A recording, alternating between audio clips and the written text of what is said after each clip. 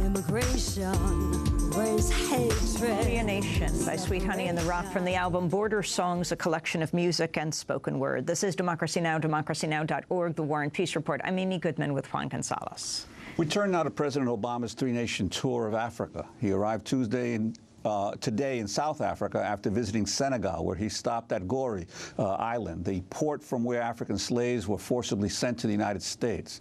Obama reflected on the significance of the visit for him and his family. Obviously, it's a very powerful moment whenever I can travel with my family, but especially for Michelle and Malia and my mother-in-law to be able to come here and to fully appreciate the magnitude of the slave trade, to get a sense in a very intimate way of the incredible inhumanity and hardship that people faced before they made the Middle Passage and that crossing. President Obama's visit to South Africa today comes at a time of tremendous uncertainty as former President Nelson Mandela remains in critical condition in the hospital. Obama's called Mandela, quote, a hero for the world and a lifelong personal inspiration. For more on Obama's trip to Africa, we're joined by Professor Horace Campbell, professor of African American Studies and Political Science at Syracuse University. His new book is called Global NATO and the Catastrophic Failure in Libya. Horace Campbell recently wrote an article for Counterpunch called The Imperial Tour, Militarism and Plunder, which seeks to give context for Obama's trip to Africa. Professor Campbell, welcome back to Democracy Now! Talk about the significance of this trip. It's President Obama's second since he became president. Thank you for inviting us to speak about this moment when we're all praying for the health and well-being of President Mandela. But this tour by Barack Obama comes at the most inopportune moment for the people of Africa, because this is diverting attention at a moment when we wanted to focus our energies on supporting the health and well-being of Mandela. Secondly, the Obama trip to Africa does not bring anything to the African people. In your segment, in discussing the immigration in this country, we heard from our brothers and sisters about the militarization of the border. Obama has gone to Africa without publicly denouncing the militarization of Africa that was attempted by the United States Africa Command. In the past 2 years, Obama has sought to retreat from the U.S. Africa Command by not mentioning the U.S. Africa Command and saying that they want a paradigm shift in terms of moving towards investment and trade. But the United States of America is in the midst of a massive financial and economic crisis, and they do not have investment and trade to offer Africa. They cannot compete with the rising powers of the world, Brazil, India, and China, especially China. When the Chinese president went to Africa and Obama is visiting two of the countries that he visited, they offered $20 billion in new investment in Africa. And in Tanzania alone, they offered $10 billion for infrastructure development.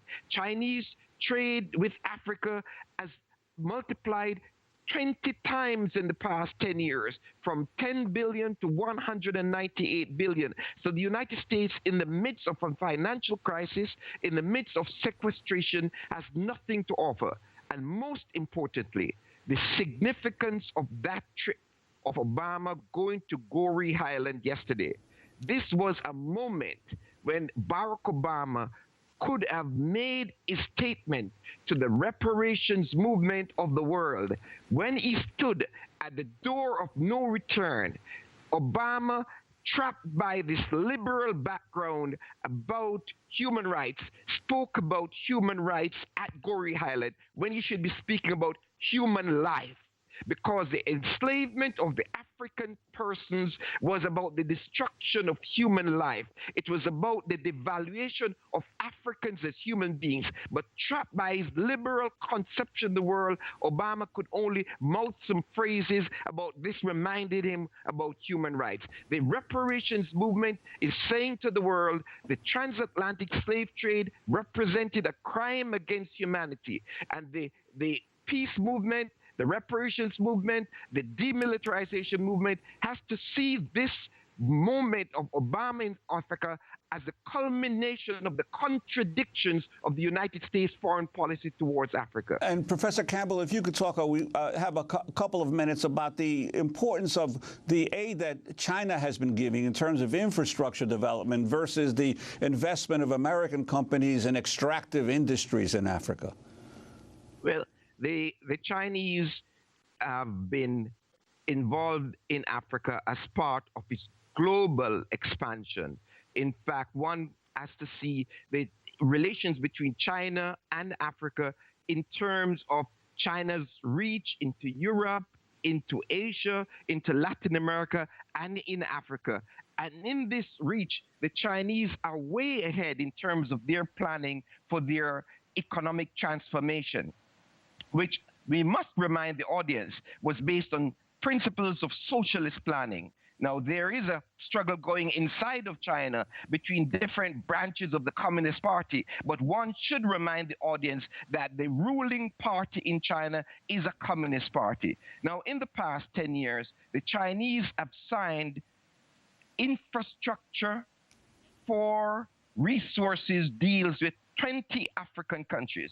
These infrastructure for resources deals means that a country such as Angola was able to get around the bullying tactics of the International Monetary Fund and the World Bank. And so this infrastructure projects of the Chinese in Africa has changed Africa to the point where the African economies are now at the leading edge of transformation. And what one needs in Africa is to promote the revolutionary processes in Africa that started in Egypt so that one can remove those governments in Africa that are an obstacle to the economic and political transformation in Africa.